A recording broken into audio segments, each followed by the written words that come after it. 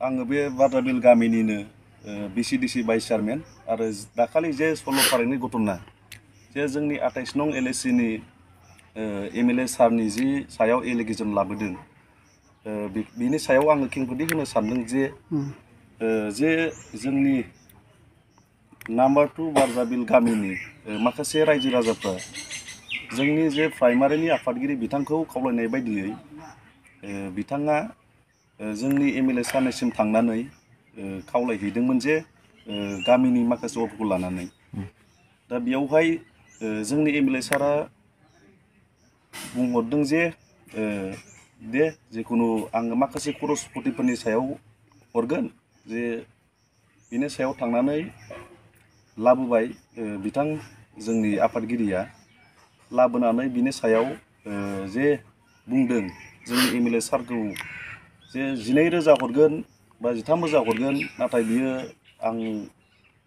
जे बिथांमोननि बुंनायखौ आङो माखासे षड़यन्त्रनि सायावसो बुंदों सानो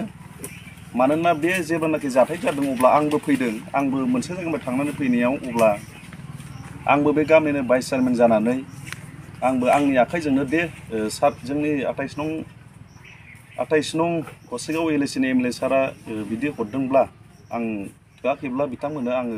2,000सो हरदोंनोसै बे बाथ्राखौ आं स्पष्ट बुंदोंमोन बिथांमोननिसिम दा आरो दिनै जे माखासे MLA सारनि सायाव जे एलिगेसन लाबोदोंमोन दा दिनै बिनि गेजेरजों निउस मिडियाफोरनि गेजेरजों जोंनि बे नाम्बार 2 बाद्राबिलनि गामिनि गाहाय गोरा एबा गावबुराया बिथाङा गावनो माखासे खेंफोरथिखौ होलांबाय आरो बिनि सायावहाय जे जोंनि MLA सारा जे हरदोंमोन माखासे बे जे कालभार्ट बे कालभार्टनि खामानिया माखासे प्रसेसआव दंखासै बेबायदि सिस्टेमावबो दङ जास्ट जोंनि 28 नं गसाइगाव बिधान सभानि MLA सारा जे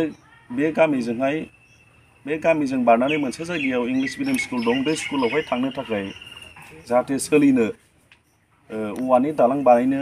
जुनि हरनाय जादोंमोन दा बिथांमोना सानो जोङो आंबो बे जायगानिनो भाइस चेयारमेन हिसाबै माने जे बाथ्राखौ बुंदों बिथांमोना जोंनि जे दा सोलिबाय थानाय सरकारनि एन्टि आं सानो